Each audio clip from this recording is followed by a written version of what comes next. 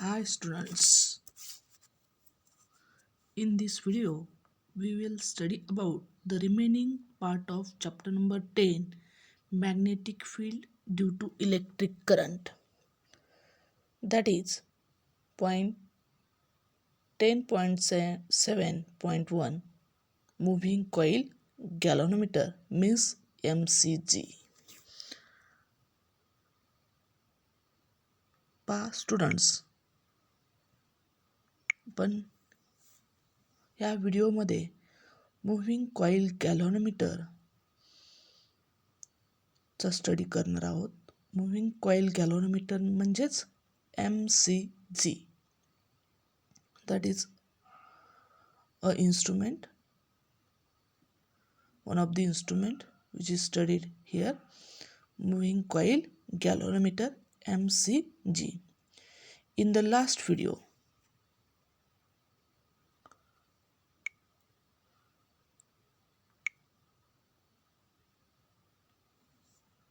we were learned that torque on a current carrying coil or loop,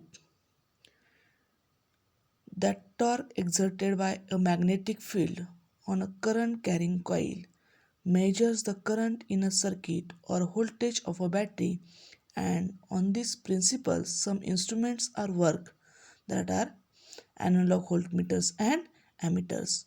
just last व्हिडिओमध्ये आपण current carrying कॉईलवर act होणारा torque find out केला, आणि तो जो टॉर्क आहे तो मॅग्नेटिक फील्ड एक्झर्ट करत असते. ज्यावेळेस करंट हा त्या करंट कॅरिंग कॉईलमधून फ्लो होत असेल त्यावेळेस प्रोड्यूस होणारा मॅग्नेटिक फील्डनं एक्झर्ट केलेला टॉर्क काय मेजर करत आहे? करंट इन द सर्किटमधला करंट मेजर करायचा असेल तर टॉर्क आपण मोजतो किंवा टॉर्क आपल्याला हेल्पफुल ठरत असतो. त्याचबरोबर बॅटरीचं व्होल्टेज आपल्याला मोजायचं असेल त्यावेळेसुद्धा आपण टॉर्कच्या सहाय्याने ते व्होल्टेज मोजू शकतो. टॉर्क जो मॅग्नेटिक फील्ड एक्झर्ट करत असतं करंट कॅरिंग कॉईलमधून फ्लो होणाऱ्या करंटमुळे असणारं मॅग्नेटिक फील्ड टॉर्क एक्झर्ट करतं, आणि that torque measures the current in the circuit or voltage of a battery. आणि त्याच प्रिन्सिपलवर ॲनालॉग व्होल्टमीटर्स आणि ॲनालॉग ॲमीटर्स वर्क होत असतात. हे जे दोन इन्स्ट्रुमेंट आहेत ॲनालॉग व्होल्टमीटर्स आणि analogue ammeters works on the principle that torque exerted by a magnetic field on a current carrying coil measures the current in a circuit or voltage of a battery. For studying this moving coil galvanometers means MCG, म्हणजे moving coil galvanometer किंवा MCGचा study करत असताना we see the figure 10.13. We see the figure 10.13. This figure 10.13 is the figure which shows the cross-sectional diagram of moving coil galvanometer. ही figure काय करते? आपल्याला cross sectional diagram दाखवते मूव्हिंग कॉईल गॅल्व्हनोमीटरची. So students, for studying the moving coil galvanometer or MCG we see construction first. So what is the construction of that moving coil galvanometer? ह्या moving coil गॅल्व्हनोमीटरचं construction कसं असणार आहे? तर it consist of a coil of several turns, a number of turns which is mounted in such a way that mounted और pivoted in such a way that it can freely rotate about a fixed axis in a radial magnetic field. मध्ये काय असणार आहे? Coil असणार आहे, number of turns असणार आहे, अनेक टर्न्स असणारी कॉईल. ती अशा प्रकारे माउंट करायची की ती काय होईल? इझिली रोटेट होईल. इझिली रोटेट होऊ शकेल अबाउट ए फिक्स ॲक्सिस. एका फिक्स ॲक्सिस भोवती ती इझिली रोटेट होईल, आणि तो फिक्स ॲक्सिस किंवा ज्यामध्ये ही कॉईल फ्रीली रोटेट होते about a fix axis which is place in a radial magnetic field. आणि ते कशामध्ये ठेवलं पाहिजेत?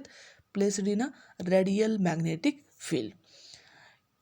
त्यानंतर सेकंड पॉईंट कन्स्ट्रक्शनचं आपल्याला सांगता येईल, a soft iron cylindrical core makes the field radial and strong. म्हणजे जी आपल्याला कॉईल माउंट करायची नंबर ऑफ टर्न्स असणारी नंबर ऑफ टर्न्स असणारी ती आपण रॅडियल मॅग्नेटिक फील्डमध्ये ठेवतो आणि हे फील्ड रॅडियल करण्यासाठी आपण काय यूज करणार आहे cylindrical soft iron core cylindrical शेपचा सॉफ्ट आयर्न कोअर त्या ठिकाणी आपण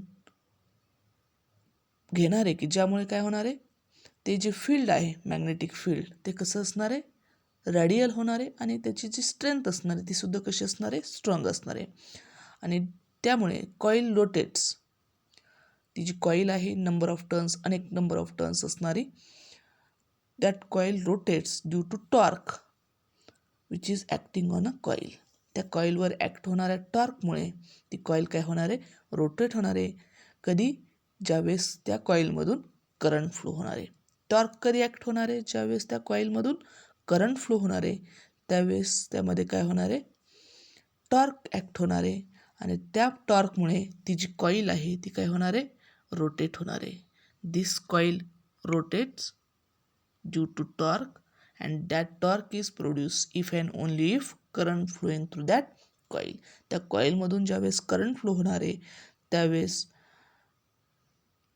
तो जो करंट आहे त्या करंटमुळे टॉर्क प्रोड्यूस होईल and that torque rotates the coil and this rotating coil having the torque known as the rotating torque and this rotating torque is given by तो जो रोटेटिंग टॉर्क आहे म्हणजे करंट फ्लो होणाऱ्या त्या कॉईलमधून flow होणाऱ्या करंटमुळे कॉईल रोटेट होते आणि त्या रोटेट होणाऱ्या कॉईलवरती असणारा जो टॉर्क आहे that is the rotating torque is given by equation tau is equal to NIAB tau is equal to NIAB ह्या इक्वेशनमध्ये N means number of turns of the coil N म्हणजे काय असणार आहे number of turns of the coil कॉईलचे असणारे turns capital एननं आपण दाखवणार आहे I is the current flowing through that coil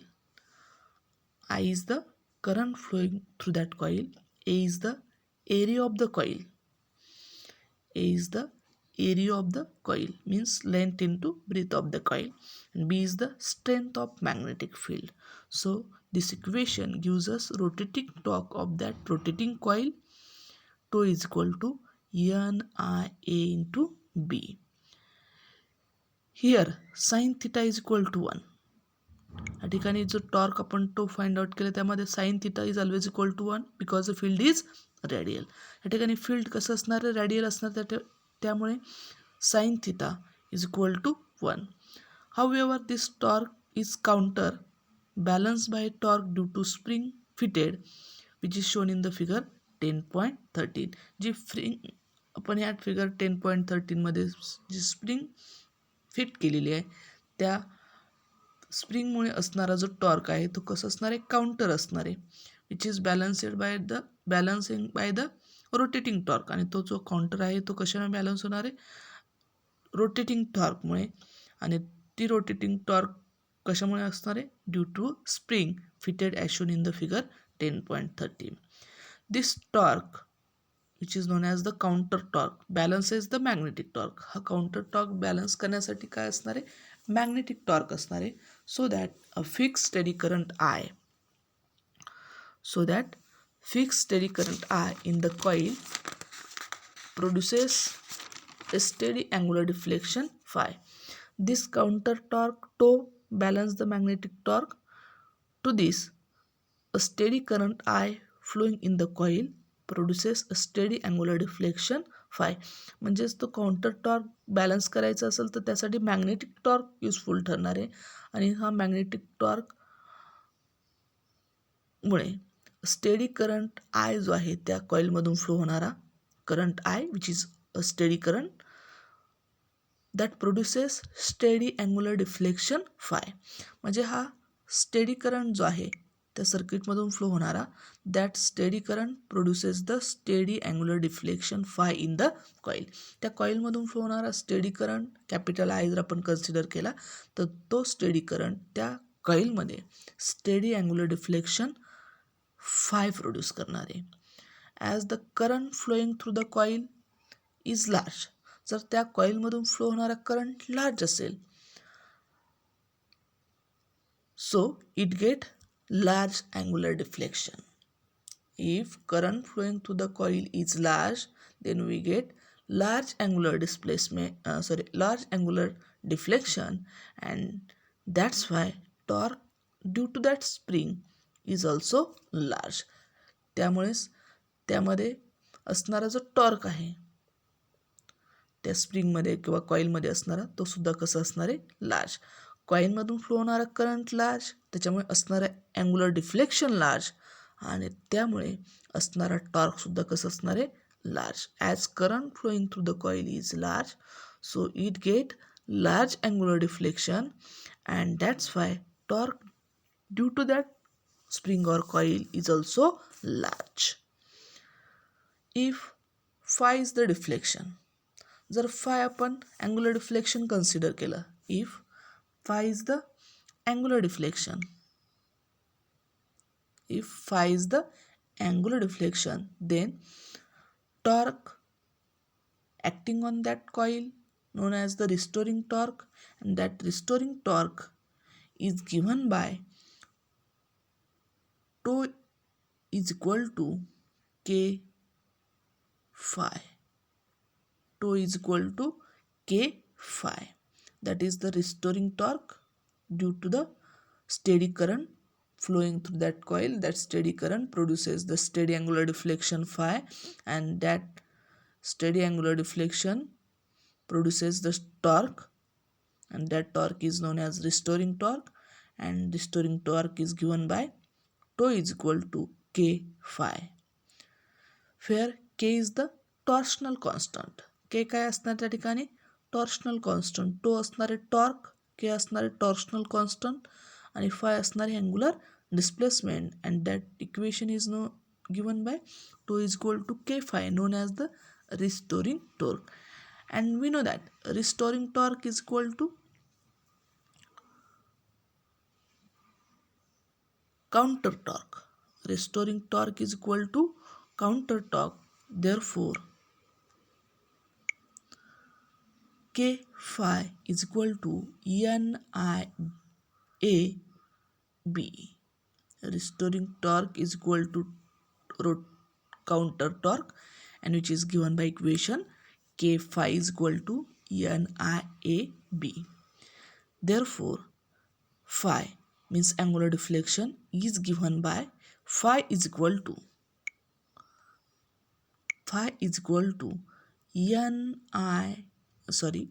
NAB upon K into I. Equation number 10.24. Angular deflection phi is equal to NAB upon K into I. If NAB and K means number of turns of the coil, area of the coil, strength of magnetic field, and torsional constant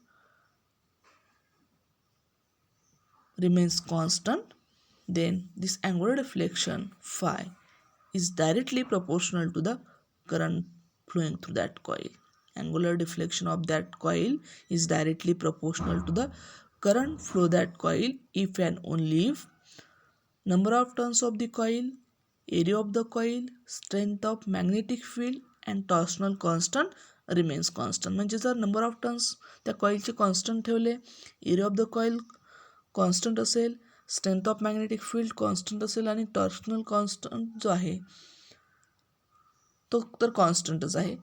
जर NAB आणि K हे constant असतील तर angular deflection phi is directly proportional to the current I.